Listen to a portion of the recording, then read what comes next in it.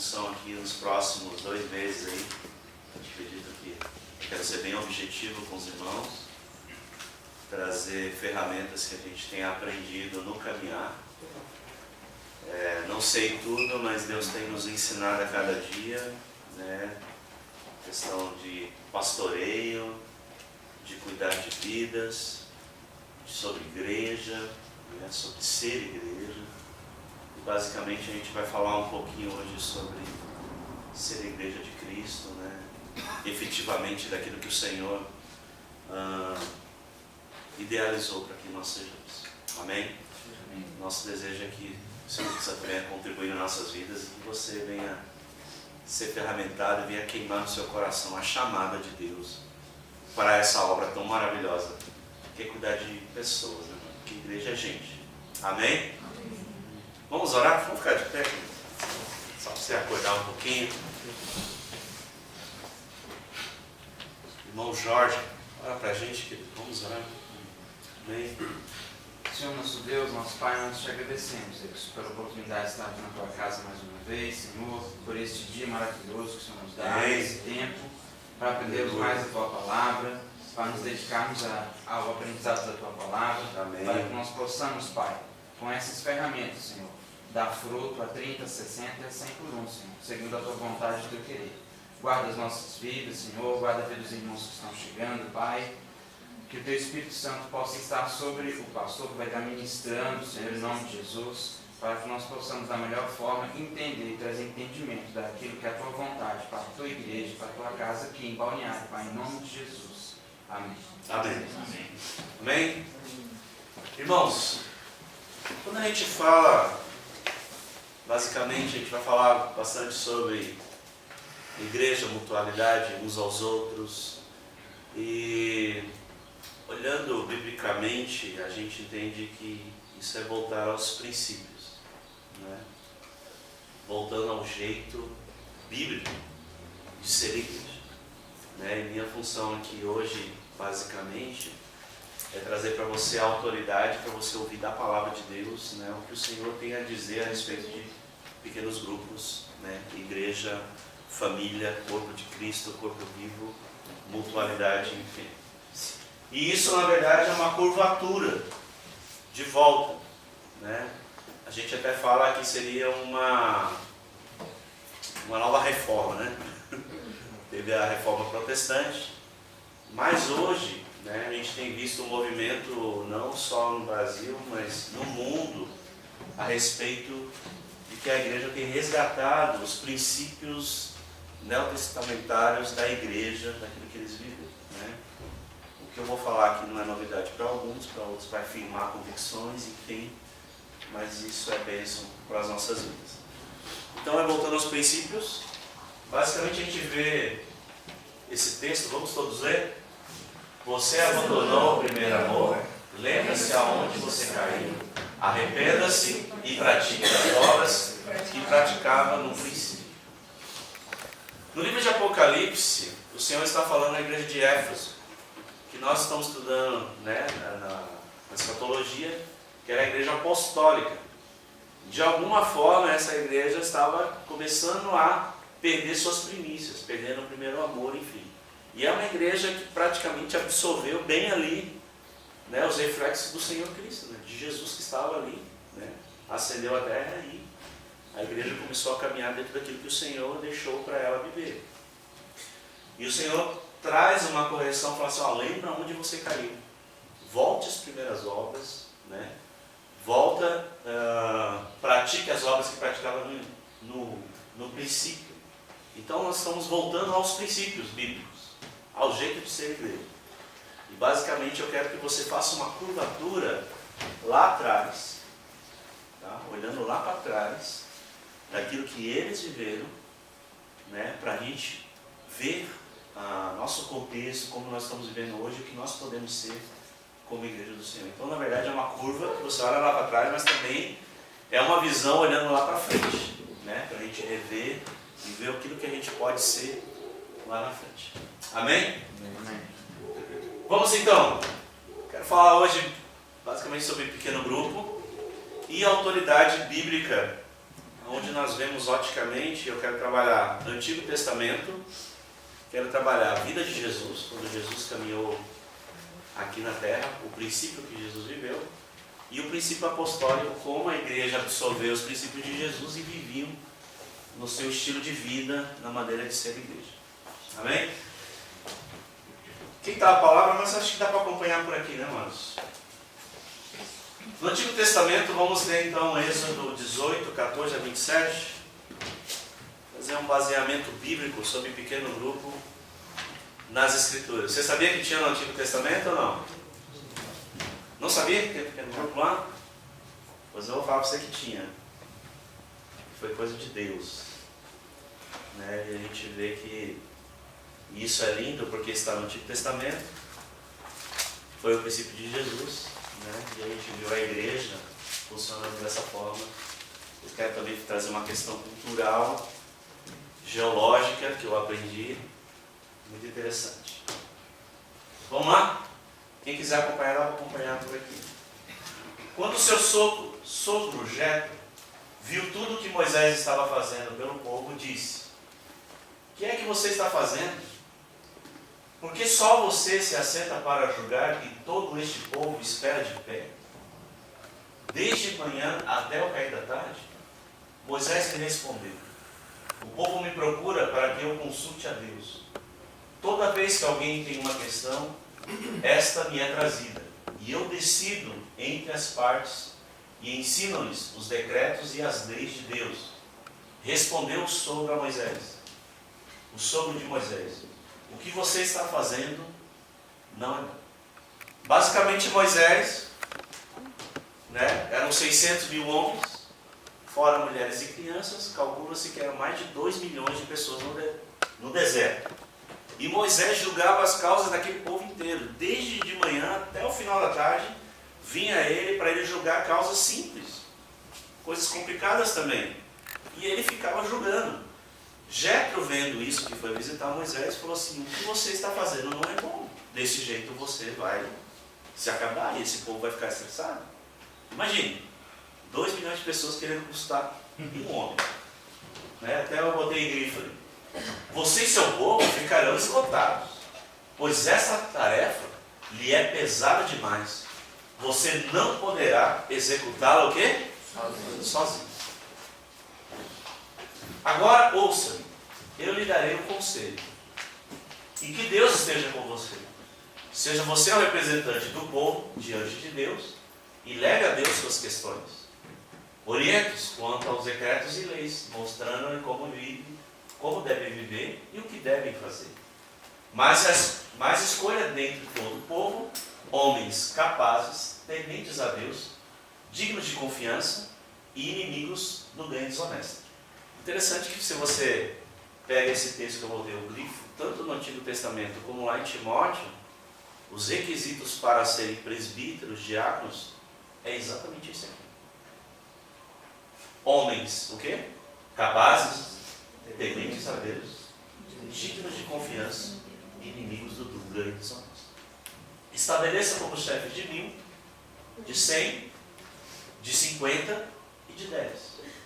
Eles estarão sempre à disposição do povo para julgar as questões. Trarão a você apenas as questões difíceis. As mais simples decidirão sozinhos. Isso tornará leve o seu fardo, porque eles o dividirão com você. Se você assim o fizer, e se assim Deus o ordenar, você será capaz de suportar as dificuldades, e todo este povo voltará para casa satisfeito. Moisés aceitou o conselho do sogro e fez tudo como ele tinha sugerido. Escolheu homens capazes de todo Israel e colocou-os como os líderes do povo, chefes de 1000, de 100, de 50 e de 10. Eles ficaram como juízes permanentes do povo. As questões difíceis levavam Moisés, as mais simples, porém, eles mesmos resolviam. Então Moisés e seu sogro se despediram e ele voltou para a sua terra. Então nós vemos um princípio de Deus de compartilhar a autoridade. Nós entendemos como igreja que uma das questões que a reforma protestante trouxe, mas também era um princípio apostólico, é o sacerdócio universal. Hoje, inclusive, nós vivemos a mutualidade de uns aos outros. Todos são ministros do Senhor, todos são sacerdotes, né? E essa mutualidade de um cuidar do outro é o que traz essa dinâmica do reino e faz-nos realmente ser protegidos e crescermos um com o outro. Porém, numa questão de organização, o próprio Deus entende, né, um princípio de cuidado. E você vê que ele estabelece chefes de 1000, né, de 100, de 50 e de 10. O de 10 parece um pequeno grupo, não é verdade? Né? Só a caixa lá, né? 10 está legal, né? Só já estamos com um grupo de 20 aqui, né? E a gente entende, né, que para haver um cuidado mais de perto, de conhecer coração, de andar com as pessoas e realmente vivenciar, se conhecer, né, vai passando de 10, 15, a coisa, conforme vai aumentando o número, vai superficializando. E o nosso desejo é cuidado, é profundidade, é uma vida discipular, é realmente conhecer.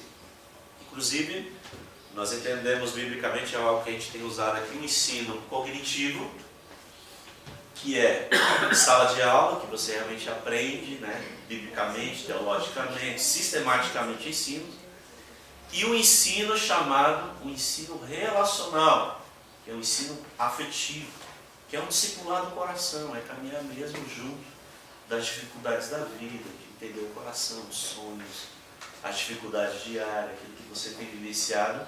E aí muitas vezes, pô, eu não tenho acesso ao pastor, né? Pastor, é de 1000, de 10.000, sei lá. Né? Você já viu, né? Principalmente quem vem de igreja grande, assim, o pessoal fala muito, né? Pô, nunca teve um tempo com o pastor. Às vezes tinha uma questão simples para resolver e precisava de uma orientação do líder e não tinha a quem recorrer. E muitas vezes, né, tendo o líder ali próximo, você pode ali orar com ele, ele vai estar junto com você. E numa causa mais crítica, né, questões mais difíceis, levam a quem? Muitas vezes aos pastores, né, aos líderes que de repente vão saber lidar mais com situações mais delicadas que talvez fogem um pouco, né, do teu campo, enfim. E aí a gente está aqui disponível para isso. Amém até aqui? Né? Então você vê que no Antigo Testamento já havia base bíblica para uma organização de uma igreja de pequenos grupos. E é muito importante vocês ouvir da palavra para que vocês não entendam que isso é uma visão da igreja. Isso não é uma visão de uma instituição. Né? A gente tem entendido isso como um princípio bíblico. Porque é muito importante, amado, nós entendermos que isso é a vontade do Senhor. Porque é interessante que quando Deus fala, através de Jetro, o sogro de Moisés, a ele fala assim, ó, se Deus é, com esse conselho, ele vai confirmar. E realmente foi uma bênção. Né? Então a gente vê que é a vontade de Deus que a gente se torne e seja igreja assim. Amém? No Novo Testamento a gente vê um exemplo, um modelo padrão para onde nós devemos olhar principalmente, né, porque todos os homens há falhas, mas esse não. Né? Esse era o próprio Senhor na terra. E a gente vai ver a caminhada de Cristo, como ele ensinava. Porque não só ele fazia, mas ele ensinou como fazer. E essa é a questão que nós queremos aqui crescer juntos. De como isso aconteceu na prática. Para que não seja mais um romantismo, mas que seja algo realmente prático nas nossas vidas. Até domingo eu ministrei sobre isso, mas nós vamos ver aqui em Marcos 3, de 13 a 14, que diz o seguinte. Jesus subiu ao monte e chamou aqueles que ele quis, os quais vieram para junto dele. Escolheu 12, designando-os como apóstolos para estarem com ele e o enviasse a pregar. Interessante que Jesus, o que ele fez? Chamou para si.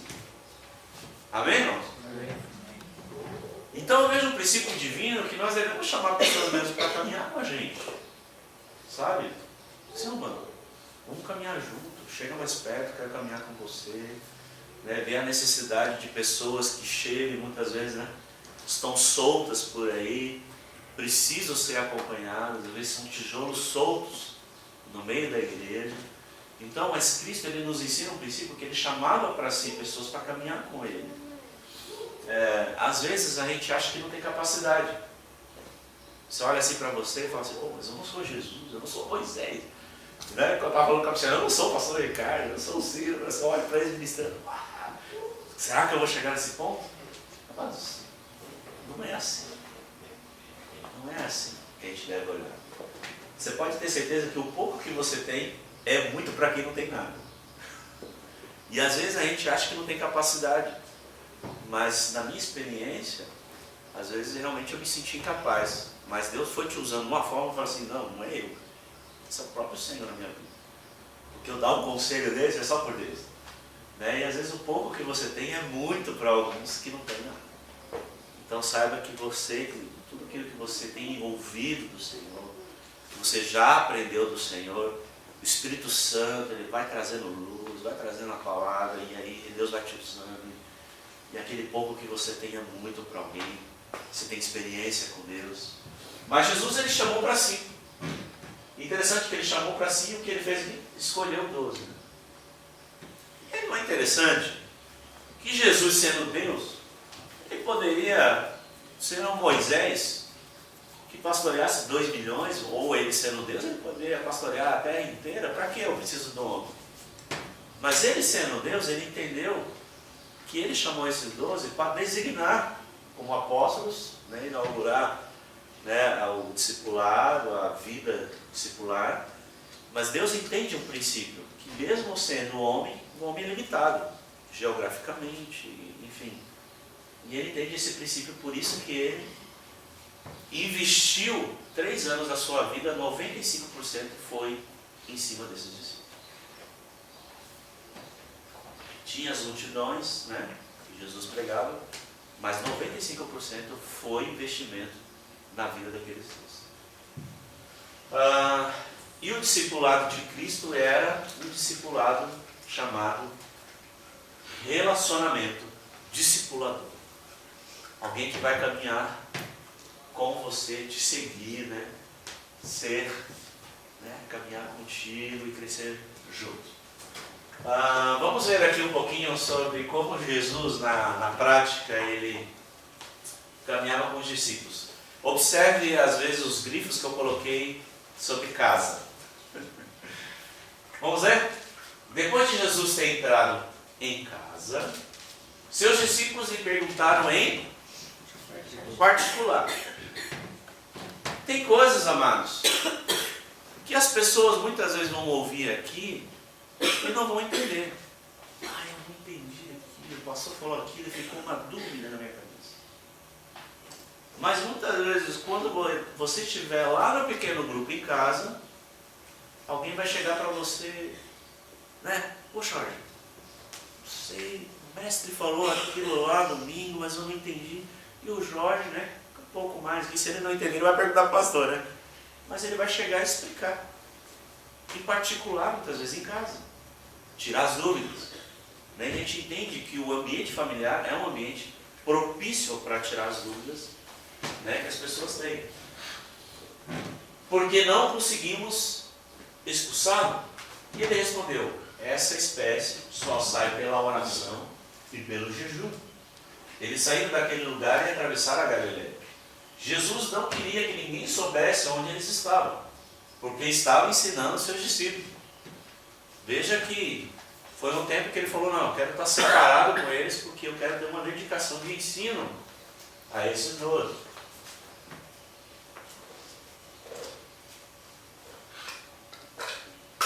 Ele dizia, o Filho do Homem está para ser entregue nas mãos dos homens. Eles o matarão, e 3 dias depois ele ressuscitará. Mas eles não entendiam o que ele queria dizer e tinham receio de perguntar-lhe. Você vê que na caminhada, os discípulos não compreendiam mesmo as palavras de Jesus. Ele falava que ia morrer, ele falava assim, como vai morrer? O Senhor aqui conosco? Né? E a gente sabe que depois que Jesus morreu, o Espírito Santo desceu, que eles foram entender muitas coisas. Mas Jesus, né, um dos ensinos principais sobre Cristo era a ressurreição, que ele ia morrer, ele ia à cruz, né, ia morrer, ao terceiro dia ia ressuscitar, e eles não entendiam.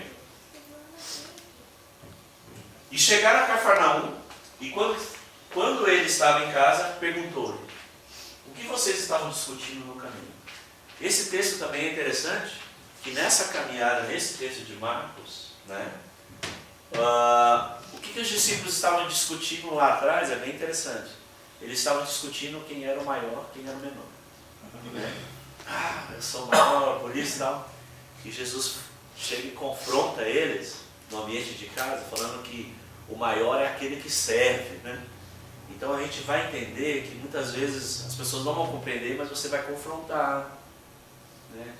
Pô, o que é esse orgulho? Você vai confrontar, você vai ensinar, você vai mostrar a verdade. E isso é na vida discipular, né? Falar muitas vezes o certo, corrigir, né? Instruir, ensinar, admoestar, exortar. E na maior forma é no ambiente familiar em casa. Não é verdade, irmão? Amém? Amém. Né? Eu creio que aqui todos têm sido abençoados, porque aqui todos participam de pequenos grupos. Glória a Deus por isso. Se você está aqui, é porque você já tem vivenciado e sido tremendamente abençoado por isso. A gente vê como a gente tem crescido como igreja, mutuamente, nesse ambiente familiar. Porque uma coisa que eu aprendi, que a casa, ele é o melhor ambiente para a formação de um filho, do caráter de um filho. É no ambiente familiar. A escola, ela instrui, mas o lar, ele forma as pessoas. Né? O caráter vem de casa. Então nós entendemos que a casa é o melhor ambiente para a formação de discípulos, de vidas, né? De pessoas que realmente amam a Deus. E é ali que eles vão tirar suas dúvidas, é ali que eles vão precisar ser confrontados e corrigidos. Ô irmão, você não é tudo isso não. Se sinta aí tão grande não. O maior aqui é Deus. Nós somos tudo pecador, carentes da misericórdia do Senhor. Esse texto também fala, né, como Jesus ensinava os seus discípulos. Quando estava em casa, novamente, os discípulos o interrogaram Jesus sobre o mesmo assunto. Então nós vemos que constantemente, quando chegava no ambiente particular, quando eles não entendiam, chegavam em casa ou no particular, eles faziam perguntas e Jesus falava-lhes abertamente.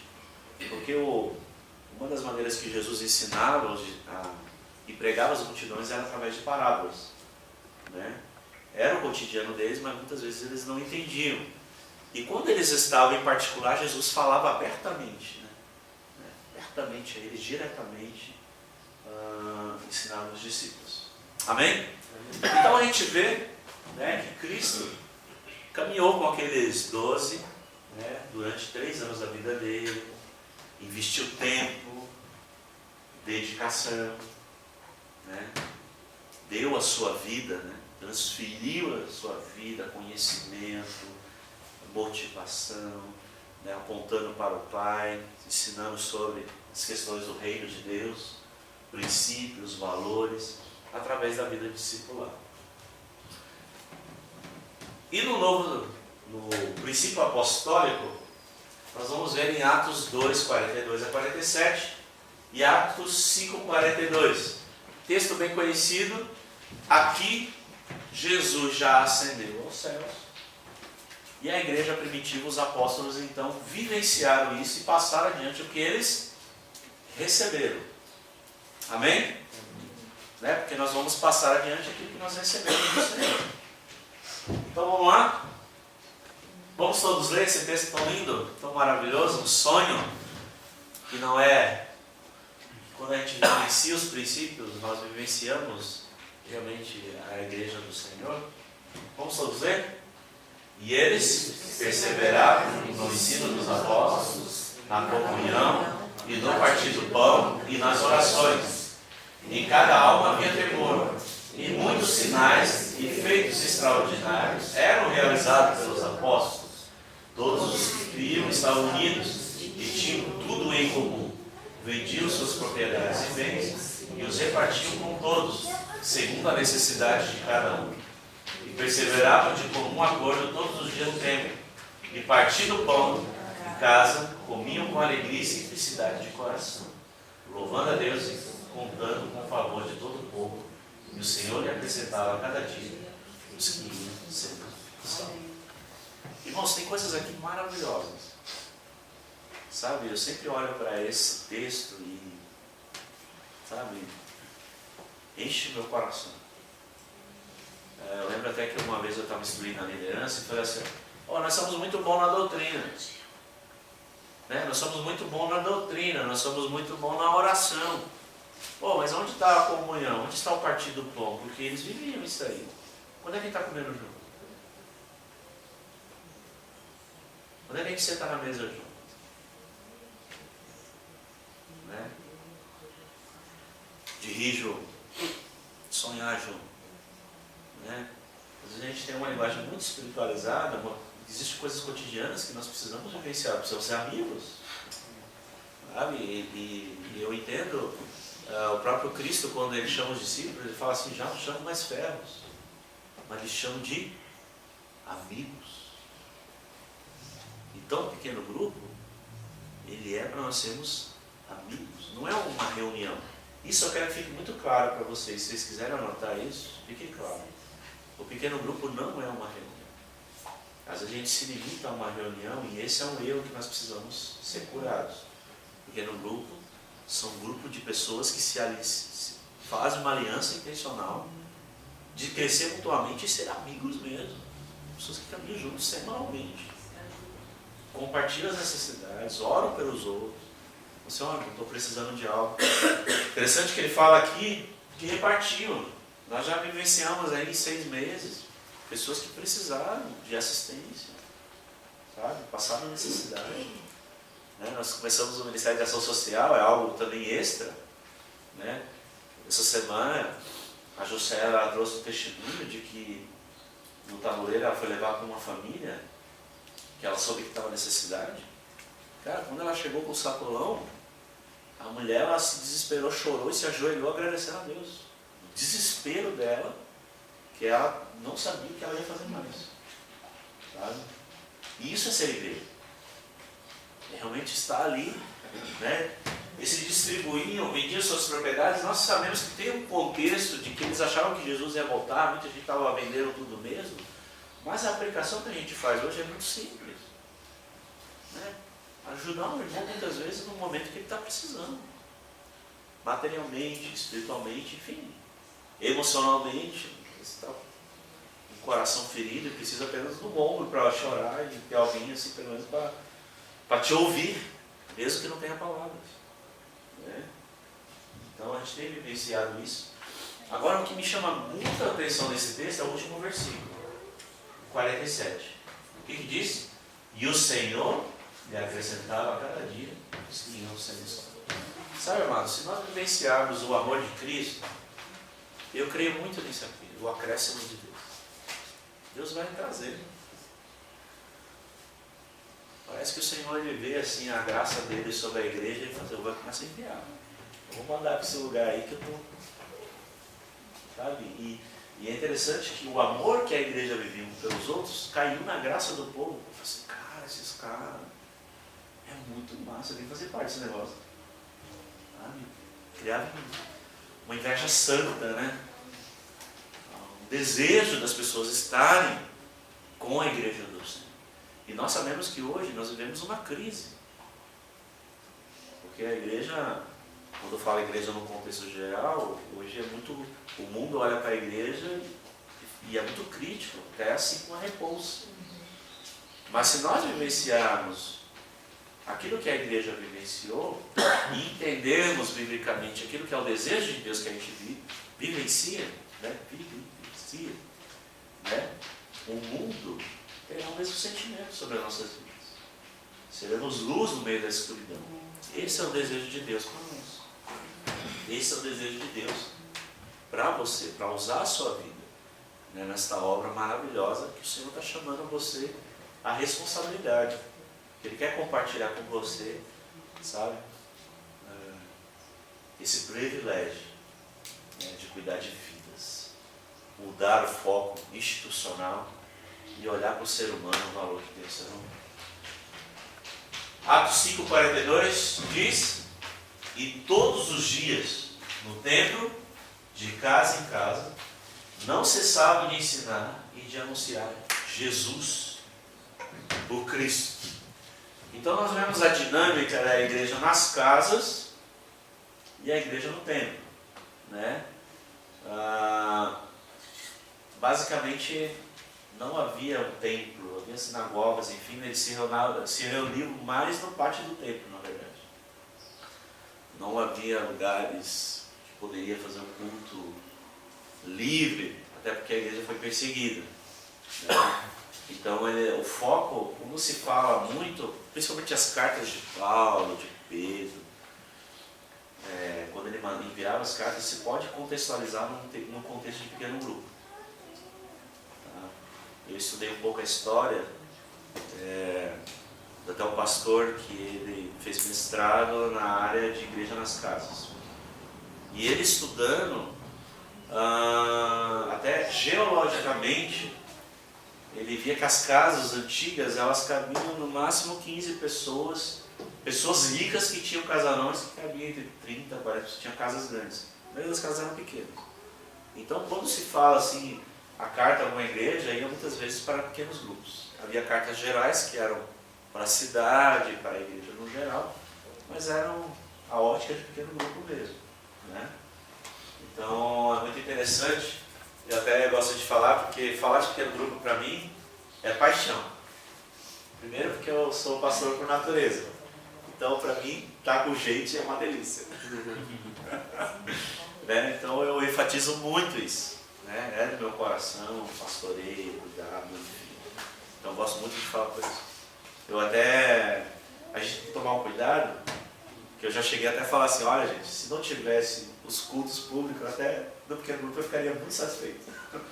Mas a gente sabe que é necessário também esse tempo na casa do Senhor, de palavra direcionada, de coisas que a gente vivencia, que é maravilhoso. Então esse equilíbrio entre casa, né, ensino cognitivo, palavra de Deus, adoração, que a igreja se reúne no final de semana para adorar o Senhor, para engrandecer o Senhor, para bendizer o nome do Senhor, para receber uma palavra direcionada de Deus, assim diz o Senhor, para a igreja, sabe? Durante a semana, ruminar isso nas casas, isso está sendo maravilhoso. E eu vejo uma igreja plena, saudável, quando a gente entende esse princípio, né, no nome de Jesus. Amém? Um pequeno grupo de pessoas se reúnem regularmente para glorificar a Deus, como eu falei. Nós glorificamos a Deus quando vivenciamos essa mutualidade, esse jeito de ser igreja. Nós realmente agradamos o Senhor, porque estamos fazendo a vontade do Pai, né? Estamos fazendo realmente o que o Senhor quer, então nós glorificamos a Ele, né? Diz uma história que uma igreja entendia tanto sobre glorificar a Deus, porque o texto de João 17, Jesus ele ora assim: Pai, glorifiquei-te na terra, consumando a obra que tu me destes para fazer. Então glorificar a Deus é obediência. É quando você faz a vontade do Pai. Amém? E um pastor chegou numa igreja que entendia muito isso. Olha só que interessante. E aí, a igreja, né, ele era um pastor mais pentecostal, né? Ele falou: gente, dá uma glória a Deus aí. Aí o povo levantou e saiu da igreja. Aí falou: meu Deus do céu, o que eu fiz aqui? Né? Será que a igreja era tão tradicional que deu glória a Deus? Aí saiu tudo. Depois voltaram. Eu falei assim: não entendi, por que vocês fizeram isso? O pastor mandou glorificar a Deus e nós entendemos que glorificar a Deus é obedecer. Nós fomos fazer discípulo. Fomos evangelizar. Fomos vivenciar o reino. Porque para nós dar glória a Deus é isso aí. Então muitas vezes, amados, a gente tem glória a Deus como um chavão. Mas glorificar a Deus é vivenciar a vontade de Deus e a vontade do Pai. Amém? Aí nós glorificamos a Deus. Nós nos reunimos para crescer mutuamente, que eu acho lindo, minha experiência é o seguinte. Às vezes,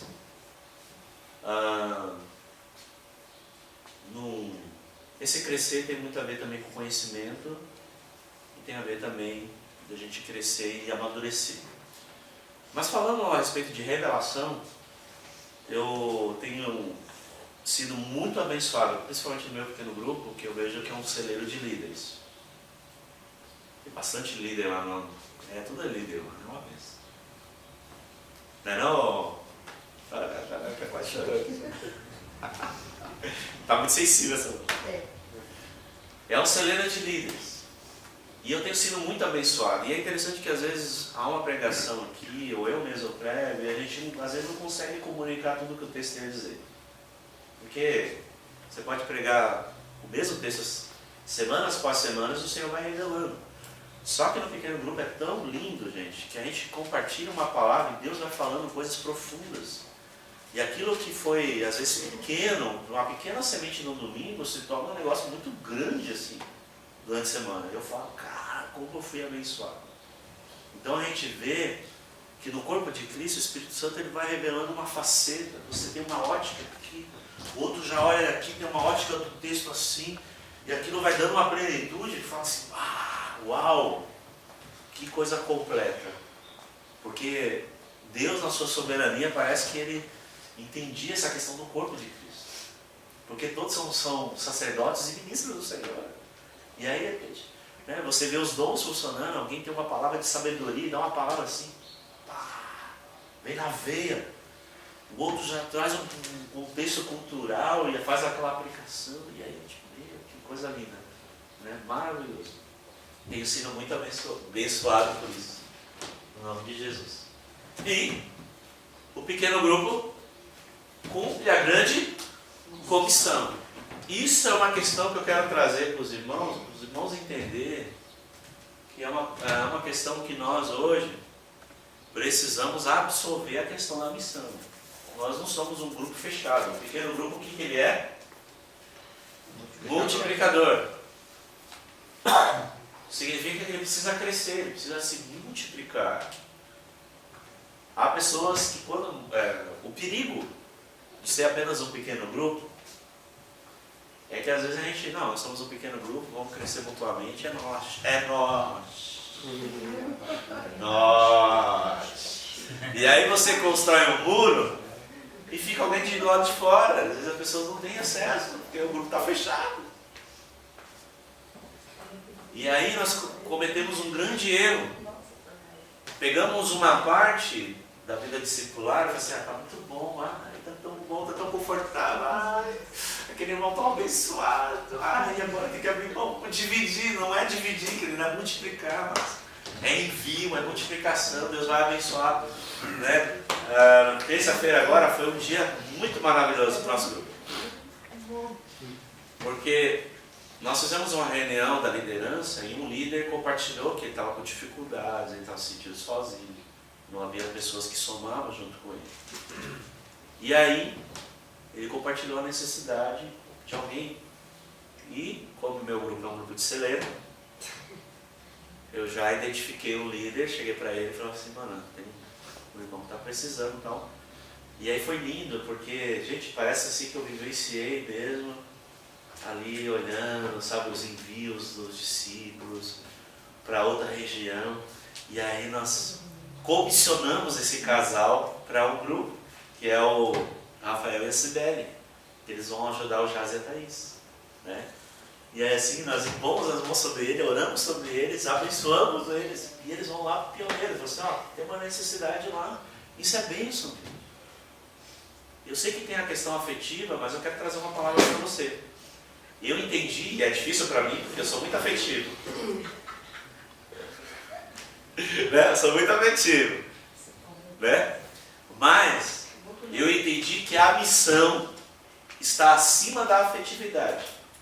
E a bênção de multiplicar estar na mesma igreja é que você não vai separar dos irmãos. Só que, às vezes, aquele encontro semanal que você estava acostumado, não dá, você está na igreja, mano, a gente vai caminhar junto. Mas tem pessoas que estão precisando, há campos que estão precisando, esperando você. Amém! Diga amém! Amém! Oh, glória! que acontece naturalmente num pequeno grupo multiplicador? Naturalmente acontece esse princípio, sem forçar, sabe? A gente sabe que existe uma intencionalidade, né? Porque às vezes a coisa não acontece meio no acidente, mas naturalmente acontece isso. Adoração, doutrina, comunhão, aconselhamento, oração intercessória, ação de graças, compaixão e graça. Eu estender a mão à necessidade, assistir uma necessidade do irmão, visitação, né? Eu achei interessante que agora eu estou visitando a igreja mais rápido. Talvez eu ia uma vez por ano e olha lá, né? Quando dá. Agora eu vou no pequeno grupo, visito um monte de irmão. Oh, maravilha. Olha como facilita a nossa vida. Maravilhoso. Evangelismo e confraternização. Comida não pode faltar, né, mano? A ideia é assim, o povo se reúne só para comer. Olha, isso aí é um baita um farisaísmo.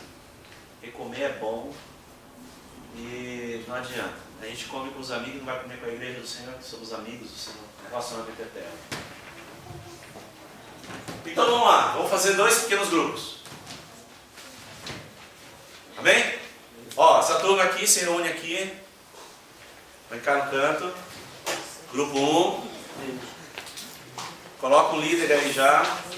Grupo 2 se reúne aqui, vem cá. Vocês aqui. Ricardo, mãe, Renato, Cláudia, rapidinho. Pequeno grupo 2. Pode ser, senta aqui na frente e vocês compartilham. Mais 2 fileiras. Só virar. Grupo 1. Renato aqui. Renato, líder aqui. Pode ser? Relator é o Renato. Dá um caderno e caneta para ele. Alguém é relator? Secretário. Léder. Aqui. É aqui grupo 2. Pode ser o Alif aí, então. Ó, grupo 1. Vai ser só aqui.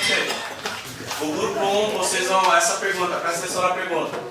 Quais as limitações e grandes concentrações geralmente encontram quando se trata de vivenciar o cuidado individual com os que chegam na igreja?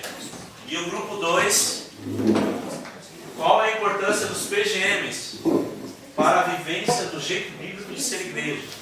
Cite pelo menos 3 motivos bíblicos para que, além do tempo, vivemos em pequenos grupos. Então, rapidamente, vocês têm 3, 4 minutos para botar no papel e aí a gente compartilha no final. O relator ou líder levanta e fala o que foi compartilhado. Amém? Vamos lá?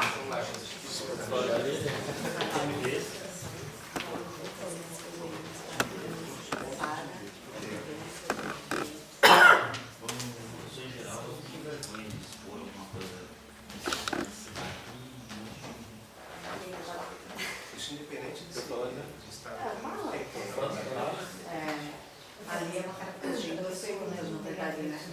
A primeira, a importância do PGM para a gente vivenciar o que realmente faz do jeito de ser igreja, é o compartilhar, né? Porque no final, Vai escrevendo, gente, o que vocês estão falando. Não, a gente não consegue ter uma conversa com uma pessoa ali, assim, vai acontecer semana, tá, beleza, tchau, boa semana e tal. Tá bem, sabe? Quando a gente tá na PGM, a gente consegue assim, ai, não pode contar, né?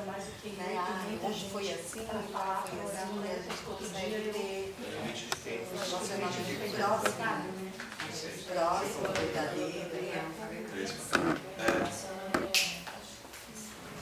Por isso, só para falar para isso. Compartilhamento que a irmã falou, é o aprendizado. Porque coisas que a gente não consegue aprender na igreja, o pastor explica, e ele só dá um conteúdo para que nós possamos aprender e estudar a fundo. Então, eu acho que o PG é a base principal que a gente busca mais o entendimento de Deus. Tinha duas partes mais presentes para vocês. Mais clareza, perdida dentro. Não dá pra dizer que consegue dar atenção para todo mundo. Se sente bem sozinho, assim, né? Eu acho que é uma questão do PG também, que é importante também, é a questão da recepção das pessoas que estão vindo para a igreja. Né? Porque às vezes a pessoa vem visitar, né? E às vezes a única forma dela às vezes firmar na igreja, ela tendo o quê? Ela tendo uma proximidade, você recepcionar e abraçar essa pessoa.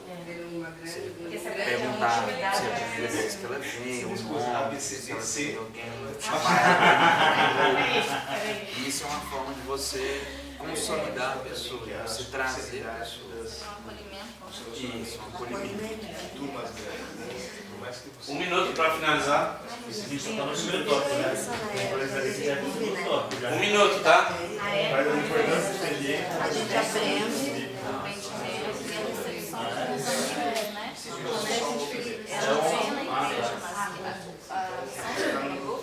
Além de receber, fazer ela manter na igreja, porque ela vem comigo, ela vai vir. A questão é, será que ela vai voltar? Eu tenho 3 anos. Principal necessidade. É igual a Você tem realmente. Você serve para alguém. Você tem intimidade. Tem um monte de gente. Não, eu tenho intimidade com através ela. Fala dele com pergunta. nossa também. Na verdade, só principalmente Mais formal. Tem um roteiro, né?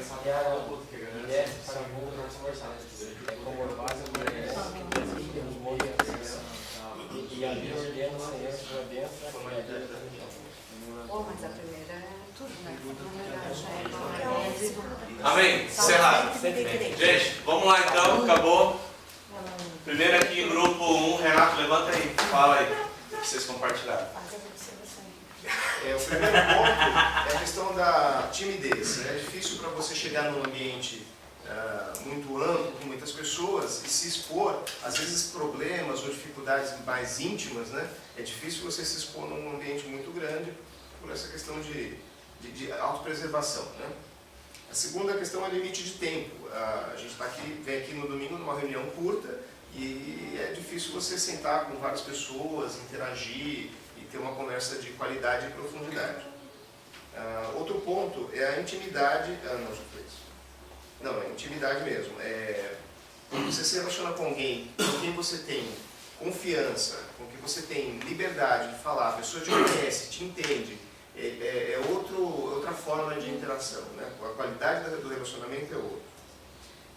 A gente anotou aqui como solidão na multidão. Muitas vezes você vem num lugar com muita gente, você acaba se sentindo sozinho porque você tem pouco tempo com as pessoas. Às vezes gasta mais tempo com um ou com o outro, mas dificilmente você vai ter a mesma qualidade de relacionamento com 3, 4 pessoas no domingo.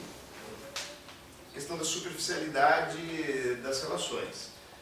As pessoas, quando não têm a intenção de se aprofundar no relacionamento e ficam só naquele nível de oi, tudo bem, paz, como vai e tal, é difícil você ter um tempo de qualidade também. E a questão da própria formalidade da reunião. A reunião aqui no domingo, a gente tem um tempo curto antes dela começar, mas depois que ela começa, o objetivo é você se conectar com Deus, interagir e prestar atenção no que o pastor está falando. Aí fica difícil você ficar conversando. Algumas pessoas têm muita facilidade de ficar conversando. Pastor, pega o horário. Outro, mas... Pega o horário lá no... Mas outras pessoas, por exemplo, ficam incomodadas com isso. Elas falam assim, não, vamos prestar atenção no que o pastor está falando. Então a questão da formalidade da relação. Mas é tudo para a glória e para a honra. Com ordem e decência, exatamente. Exatamente isso. Amém. Valeu. Vai, Fê. Os 3 pontos ali, primeiro que a gente colocou foi a questão de relacionamento, seria mais ou menos a questão de compartilhar. Aquela questão que o pastor comentou aqui, que no culto é pregada a palavra, daquela forma que Deus ministrou no coração deles, e durante a semana, no relacionamento ali no PGM, a gente pode ter um momento de compartilhamento assim, mais profundo, poder ruminar mais a palavra que foi ministrada no domingo. Amém. Também a questão da clareza da palavra, que tipo assim, a questão de entendimento. Às vezes a gente vem aqui, tem um entendimento de uma forma e chega lá no PG e é confrontado com outro contexto, né? Já também entra na questão do compartilhamento. Então a clareza da palavra acho que é bastante completa assim, quando a gente se relaciona no PGM, que tipo são tiradas grandes dúvidas que às vezes ficam do domingo ou ficam na sua caminhada, já desde que você começou a caminhar na caminhada cristã e tal, e a gente pode tirar essas dúvidas nessa clareza numa simples terça-feira ou quarta-feira ali num relacionamento. E uma questão colocada aqui também foi a questão do acolhimento, que tipo assim, como tem sido importante essa questão de estar em casa, de se sentir em casa nesse momento, em casa assim, momento particular, questão tipo para novos membros, novas pessoas que estão sendo discipuladas, no caso caminhando junto com a igreja. Então a gente vê que essa questão do relacionamento em casa ajuda mesmo na questão do discipulado, de chamar a pessoa para perto, para caminhar junto, para estar discipulando através desse relacionamento. E a gente achou um texto bíblico aqui, o nosso camarada Lincoln, é Salmo 133. Como é bom e agradável viverem unidos os irmãos, e como óleo precioso sobre a cabeça, o qual desce para a barba de Arão, e desce para a gola de suas vestes, e como o orvalho de Hermon, que desce sobre os montes de Sião. Ali ordena o Senhor a sua bênção e a sua vida para sempre. Amém. Amém?